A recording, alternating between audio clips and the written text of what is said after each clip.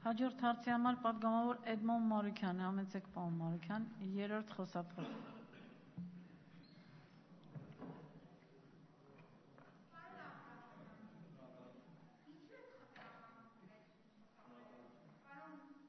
Երրորդ խոսափողը միացրեք։ Միացրեք, հա։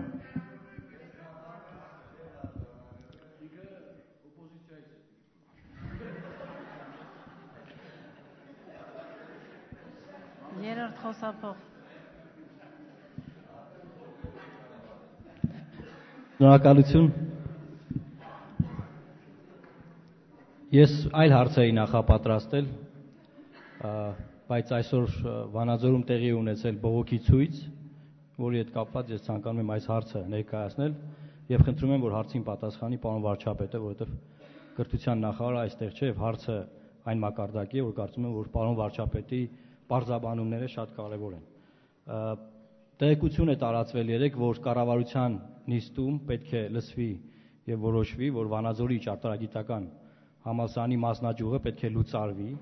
եւ Վանաձորում ստեղծվում է համալսարան։ Այսօր մի քանի 100 ուսանողներ, դասախոսներ բողոքի երթի են դուրս եկել Վանաձորում եւ իրենց բողոքն են արտահայտել դեմ լինելով բուհի լուծարմանը եւ նաեւ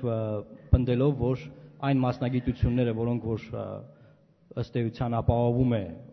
ճարտարագիտական համալսարանի Վանաձորի մասնաճյուղը, դա հնարավոր չի լինելու այլ իրավիճակներում ապահովել։ Եվ այսօրվա բողոքի ցույցի արդյունքում, պարոն վարչապետ, ես նաև ուզում եմ հիշեցնել, որ Վանաձորում արդեն ավանդույթ է դառնում, մի քանի օր առաջ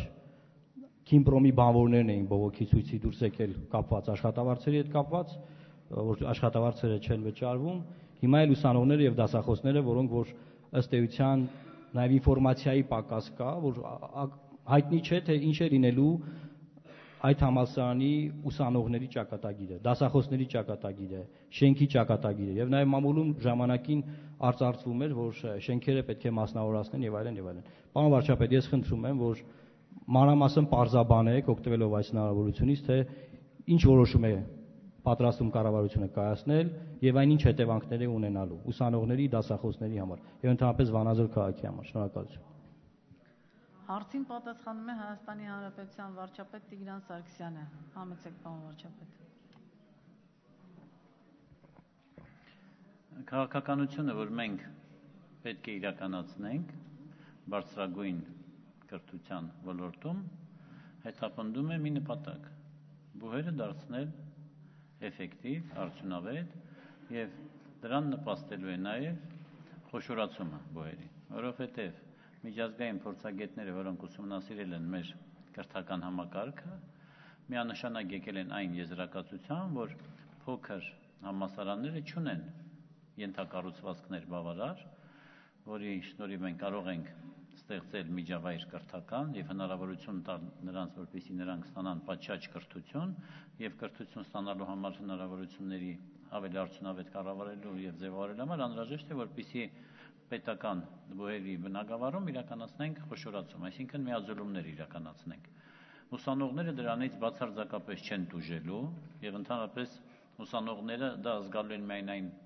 բանի շնորհիվ, որ նրանց հնարավորությունները բարձր որակի կրթություն ստանալու ավելանալու են եւ որևէ ուսանող չի զրկվելու ուսումը շարունակելու հնարավորությունից եւ այլն։ Դրա համար մենք բնականաբար կուսումնասիրենք, թե Վանաձորում ինչ հարցեր են բարձրացնում, ինչը նրանց չի գոհացնում, բայց ուսանողների համար մենք ստեղծելու ենք ավելի բարենպաստ միջավայր եւ ավելի էֆեկտիվ բուհեր ենք ունենալու Հայաստանի Հանրապետությունում եւ մարզերում եւ գնալու ենք խոշորացման ճանապարհով։ Երրորդ խոսափող Շնորհակալություն, պարոն վարչապետ։ Ես ինքս էֆեկտիվ մրցունակ կրթության կողմնակիցն եմ, բայց մի մտահոգություն ունեմ կապված հետեւյալի հետ, որ հանրային լսումներ, քննարկումներ նման իրավիճակներում չեն կազմակերպվում, պարոն վարչապետ։ Կոնկրետ ես որպես Վանաձորից ընտրված պատգամավոր, ես մամուլից եմ իմանում, որ Վանաձորի բուհը լուծարվելու է։ Այսինքն կարծում եմ, որ լավ կլիներ նաև տեղական իշխանությունների մակարդակում, նաև տեղերից ընտրված պատգամավորների հետ քննարկել նպատակահարմարությունը եւ հնարավոր է, որ ես ձեր փոխարեն նշված հարցին պատասխանեի, ասեի, այ թե ինչի համար է արվում, բայց ես տեղեկություն չունեմ։ Սա մեկ, եւ մյուսը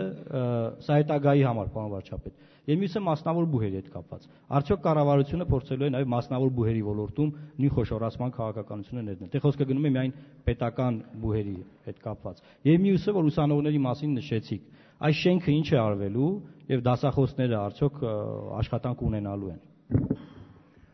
Առաջի հերթին ուզում եմ նշել, որ այս հարցը մանրամասն քննարկվել է, բոլոր շահագրգիռ կողմերին նախարարությունը հրավիրել է, հաշվի առնելով ձեր առաջարկը, ես կհանձնարարեմ նախարարին, կրթության եւ գիտության, որպեսզի եւս մեկ անգամ հանրային քննարկում կազմակերպի, պատասխանի բոլոր այն հարցերին, որոնք ձեզ մտահոգում են, ձեզ մասնակիցը դարձնի այդ քննարկումների եւ վանաձորցիներին մտահոգող բոլոր հարցերին 10 բառիչ պատասխան, այդ թվում նաև թե ինչպիսին է լինելու դասախոսական կազմի ապագան, շենք շինությունները ինչպես են տնօրինվելու, միաձուլումները ինչպես են տեղի ունենալու եւ ձեր այդ առաջարկը մենք կիրացնենք անպայման։ Շնորհակալություն։ Հաջորդ